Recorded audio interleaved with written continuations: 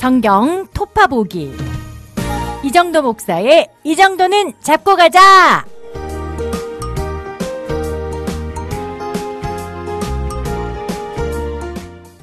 안녕하십니까, 이정도입니다. 오늘은 민수기 22장부터 25장까지 함께 읽을 텐데요. 이건 하나의 에피소드로 되어 있습니다. 발람 이야기죠. 발람과 발락. 이름도 비슷해가지고 우리가 헷갈리는데요. 모압 왕이 발락이고, 이제 모압 왕이 초빙한 선지자가 발람이죠. 예, 모압 왕, 이스라엘이 이제 모압 평지까지 왔습니다. 민수기 21장에서 쭉 광야를 지나서 드디어 모압 평지, 여기는 이제 요단강 건너가면 바로 가나안이 있는 지금의 요르단 지역이라고 할 수 있어요. 사실 이스라엘은요, 여기까지도 모압까지도 이들하고 싸울 생각이 없습니다. 왜냐하면 여기 정복할 게 아니고 어차피 여긴 지나가는 길입니다. 여기는 지나가서 가나안에 들어가려고 하는 거죠. 그런데 앞에서 21장에 나오는 아랏, 아모리 전부 다 그랬지만 이스라엘을 이들이 먼저 괜히 공격해요. 그랬다가 이제 당하고 무너집니다. 모압도 이제 아랏, 아모리가 다 이스라엘한테 패배하는 걸 보고 모압 왕이 두려워했어요. 그래서 모압 왕 발락이 내가 이대로 있다간 이스라엘에게 우리까지 당한다. 그러면서 자기가 막 전쟁을 준비합니다. 이 전쟁을 준비하려고 하는데 아무리 생각해도 이스라엘은 너무나 강력한 것 같은 거예요. 이 아모리 왕 또 누굽니까? 아랏 왕 또 바산 왕 다 이미 이스라엘에게 패배했기 때문에 안 되겠다. 우리도 뭔가 좀 적극적으로 신의 힘을 빌어야겠다 생각해서 이때 부르는 사람이 발람이라는 선지자입니다. 발람이라는 사람은요, 정말 중요한 사람입니다. 아주 중요한 사람 중에 한 명이에요. 사실은 성경을 해석하는 데는 별로 중요하지가 않고요. 예, 제가 막 이렇게까지 강조할 만한 인물은 아닌데 성서고고학에서 굉장히 중요합니다. 왜냐면요, 성경에 나오는 대부분의 사람들, 특히 시대가 오래전으로 거슬러 올라갈수록요, 모세 이런 사람은요, 고고학계에서는 존재 자체를 부정합니다. 이런 사람들 다 지어낸 이야기로 봐요. 왜냐하면 고고학적으로는요, 뭔가 증거가 있어야지 그 사람이 존재했었다라고 보는데 고고학적으로 발굴되는 증거가 아무것도 없어요. 이런 사람들의 이름이 예를 들면 솔로몬이든 모세든 누구든지 간에 이름이 있는 어떤 비문이 발견된다거나 그런 글이 발견된다거나 아무것도 없습니다. 사실 이 시대가 지금 우리로 따지면 고조선 시대이기 때문에 이 구약 시대는 증거가 없는 게 사실 어떻게 생각하면 당연한 겁니다. 워낙 오래됐으니까. 우리나라도 고조선 시대에 증거가 거의 없거든요. 고조선 시대의 어떤 비문이라든지 이런 거 많지 않습니다. 강화도에 조금 있고 이런데요.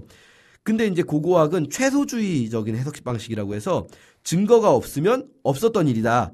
그러면 이제 솔로몬도 없고 유다 왕들도요. 유다 왕정 시대도 거의 다 부정됩니다. 다 없었던 이야기고 지어낸 이야기거나 아니면 아주 조금 있는 걸 막 거대하게 뻥튀기 시킨 이야기다. 이런 식으로 부정됩니다. 성서고고학에서는. 고고학이 인정하는 건 이제 북왕국의 오므리 왕조, 우리 잘 아는 아합, 이런 사람들부터가 실제 역사로 인정되는데 왜냐하면 이 사람들이 이름이 나오기 때문이에요. 아시리아 같은 데의 근거로. 다윗 같은 경우도 예전에는 이제 완전 100% 지어낸 얘기다 그랬다가 이제 우리 단 알죠? 이 단 지파가 북쪽으로 올라가서 세운 라이스, 그 텔단 비문이라는 게 있는데 거기서 이제 다윗의 이름이 발견되면서 다윗은 그래도 완전히 부정하지 않는 추세긴 하지만 또 솔로몬은 다윗의 아들인데도 솔로몬이라는 이름이 발견되는 게 없으니까 또 이것도 지어낸 이야기다. 이런 식으로 대부분 고고학적인 증거가 구약에 나오는 대부분의 사람들이 없기 때문에 다 지어낸 이야기다. 이런 식으로 고고학에서는 해석을 하는데요. 선지자들도 마찬가지거든요. 그런데 1967년에 요르단에서요. 이 발람이라는 사람의 이름이 발견됐어요. 성경에 있는 대로 부올의 아들 발람이라고 나옵니다. 그러니까 이 사람 성경에선 사실 중요한 사람은 아닌데 성경하고 상관이 없는 그냥 요르단 지역에서 발견된 그 지역의 비문에 이 발람이라는 사람, 성경에 나온 그대로 부올의 아들 발람이라는 사람이 등장하게 되면서 어쨌든 이 발람이라는 사람은 고대에 존재했던 인물이다 라고 확실하게 말할 수 있게 된 거죠. 그러면 성경이 적어도 이게 다 거짓말을 해놨겠는가?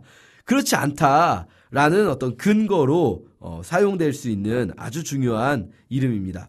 어쨌든 이 사람 누구인가? 이 요르단에서 발견된 비문에서도 그런데요. 이 사람은 말하자면 당시에 저주 전문가라고 할 수 있어요. 저주 전문가. 프로 저주러 뭐 이렇게 말할 수 있겠는데요.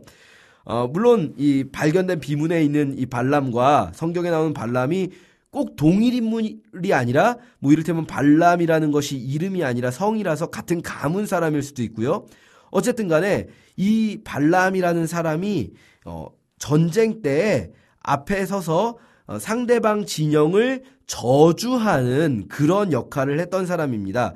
그런 것으로 고대 가나안 지역에서 아주 유명했던 사람이라는 거죠. 전쟁이 나면요, 일종의 어떤 사기 진작을 위해서 맨 앞에서 막 큰 소리로 소리치면서 상대방 진영을 향한 저주, 이게 어떤 무당의 구치라고 생각하셔도 좋고요. 아니면은 뭐 욕을 막 하면서 우리 편의 사기를 높이고 뭐 이런 것들이 실제로 고대에 있는 거죠. 목소리가 크고 아주 그냥 말을 유창하게 잘할 수 있는 사람들이 이런 일을 아마 했을 겁니다. 그런데 이 사람이 어떻게 여호와 하나님을 알게 됐는지는 분명하지가 않아요. 중요한 거는 이 사람이 나름대로 여호와의 선지자 역할을 하는데 그것을 자기 밥벌이로 쓰고 있다는 겁니다. 여호와의 이름으로 막 상대방 진영을 저주하는데 그걸로 돈을 버는 사람이에요. 무당처럼. 그래서 복채를 받는 거죠. 근데 이제 모압 왕이 사람을 보내서 발람을 데리고 오려고 했을 때 처음에는 하나님이 가지 말라고 하시니까 안 가요. 그런데 두 번째 또 부르니까 하나님이 가시지 말라고 했는데 딱 잘라서 안 가겠다 이러진 않고 일단 좀 있어봐라. 하나님께서 어떻게 말씀하시는지 보자. 이런 걸 보면 아마도 이제 재물에 좀 탐심이 있었던 것 같아요. 그랬더니 하나님이 일단 가라고 하세요. 그러니까 가는데 가는 길에 이상한 에피소드가 하나가 있죠. 여호와의 사자가 칼을 들고 죽이려고 길을 막고 있고 사람들은 못 보는데 나귀가 그걸 보고 막 안 가려고 막 애를 씁니다. 그래서 나귀를 막 채찍질을 하고 나귀를 막 가게 하려고 하는데 나귀가 안 가다가 갑자기 하나님께서 나귀를 말하게 하시니까 나귀가 발람한테 막 따지고 정말 이상한 사건이죠. 그러면서 발람도 천사를 보고 엎드리는데요. 이 이야기 성경 전체에서도 매우 독특한 사건입니다. 막 짐승이 말을 하고 우리는 이 사건을 보면 사실 짐승이 어떻게 말을 하냐 막 이런 게 궁금할 수도 있는데요. 막 진짜로 말을 했을까? 아닐까? 이런 게 궁금할 수도 있지만 사실 성경은 그 부분에 대해서는 그냥 말을 했다는 겁니다. 성경은 하나님이 말씀하게 하시면 뭐 짐승이 말을 했다. 중요한 건 이 에피소드가 도대체 무슨 의미인가? 이 에피소드를 통해서 어떠한 하나님의 의도를 보여주는가? 하나님이 가라고 한 거거든요. 하나님이 일단 가라. 그러나 내가 시키는 대로만 해라. 그래서 가라고 해놓고 왜 갑자기 죽이려고 드는가? 이 부분을 우리가 생각해 봐야 되는 거죠. 이게 의아한 거죠. 하나님은요, 발람한테 가라고 해놓고 뭐라고 하셨냐면 그런데 가서 내가 시키는 대로만 해야 된다 했어요. 지금 이 여호와의 사자들을 통과할 때 여호와의 사자들이 뭐라고 하냐면요, 똑같은 말이에요.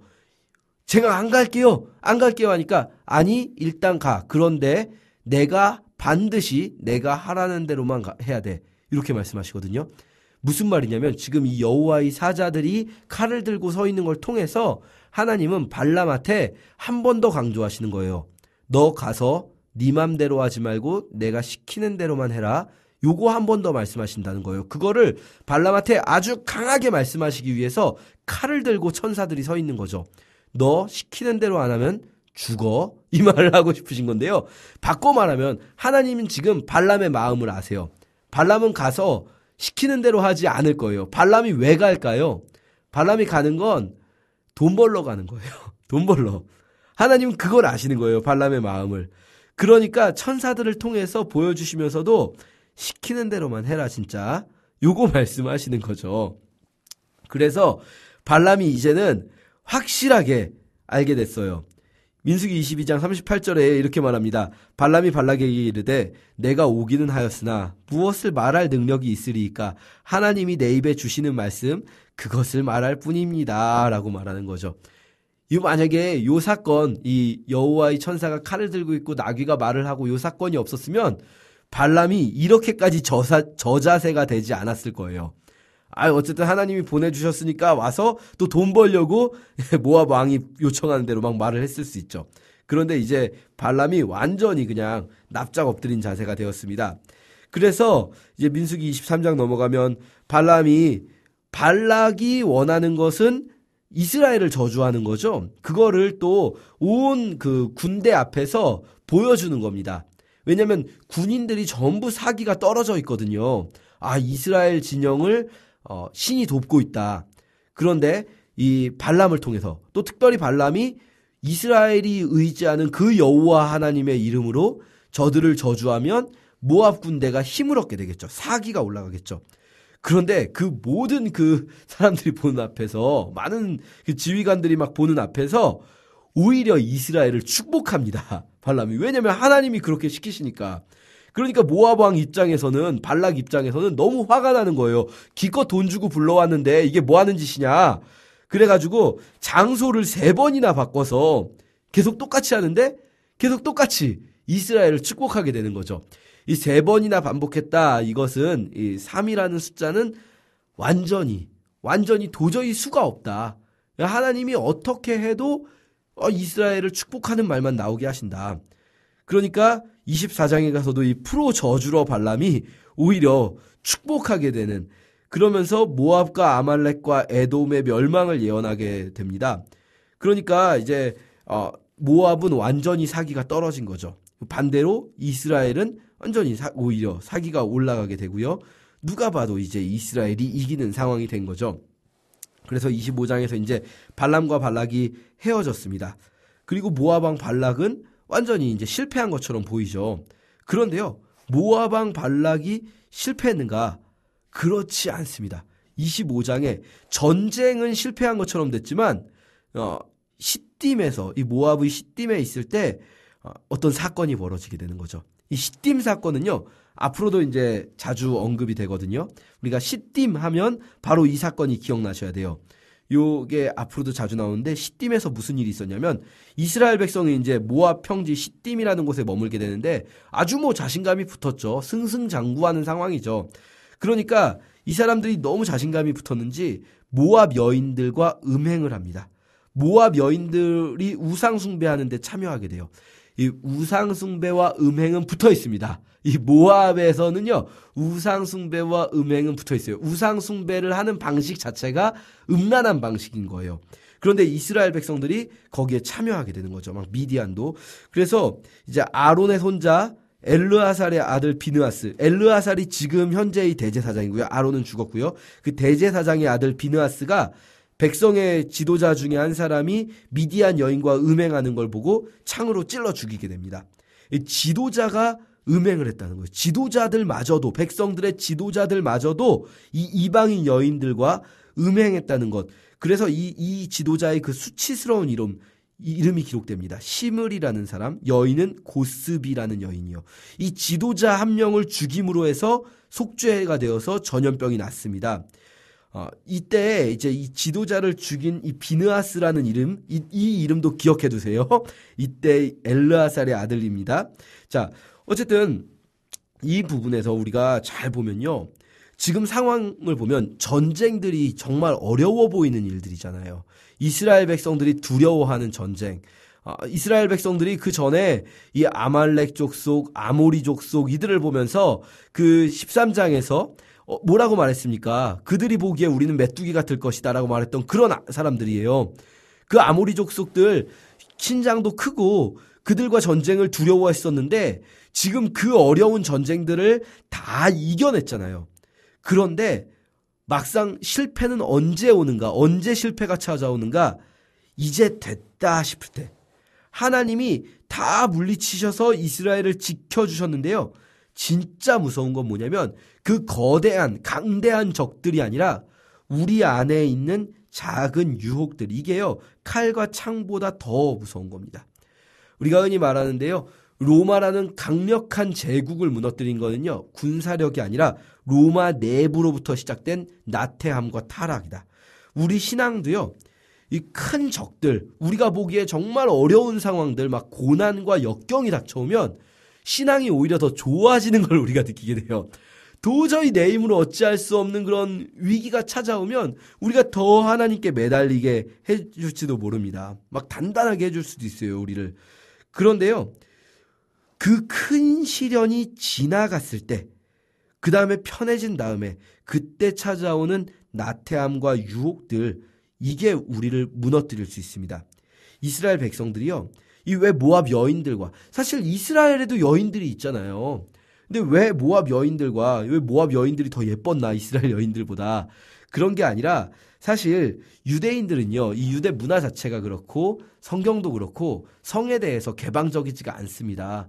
굉장히 성에 대해서 보수적이죠. 그런데 모압은요, 정말 막 성적으로 굉장히 개방적인 모습을 보여주는 거예요. 이 모압의 우상숭배 풍습이 이스라엘이 보기에는 정말 아주 충격적일 정도의 그런 성적인 개방적인 모습에 그 유혹에 넘어가게 되는 거죠. 나중에 우리 룻기 할 때도 이야기겠지만 모압 여인 룻인데, 모압 여인들은 막 재결혼을 하는 것들, 재가하는 것들, 이런 게 막 그 굳이 흠이 안 되는 그런 사회 분위기였다, 이런 것도 룻기를 보면 알 수 있는데요. 이 모압의 그런 성적인 분위기, 이게 막 이스라엘을 유혹하고, 또 아마도 이 광야에서 고생한 이스라엘 여인들 막 치장하지도 못하고 있었을 텐데, 거기에 비해서 막 모압의 여인들, 미디안 여인들이 이제 막 눈에 들어오기 시작하는 거죠. 그동안 계속 전쟁할 때는 없었던 문제인데, 신앙에서 제일 무서운 게 바로 이거죠. 이제 됐다 하는 순간. 어쩌면 우리 신앙이 정말 무너지는 순간은 우리가 막 진짜 성경도 잘 모르고 초신자여서 이제 막 뭣도 모를 그때가 아니라, 이제 성경도 알고 내가 하나님을 좀 안다, 이제 내가 좀 나름대로 하나님의 은혜도 경험했고 이제 됐다, 이때가 어쩌면 하나님을 가장 모를 때, 이때가 가장 위험한 순간일 수 있다. 우리 기억하면서 시딤 사건 정말 중요하니까요, 이 민수기 25장 꼭 기억해 두시기 바랍니다. 여기까지 읽겠습니다. 감사합니다.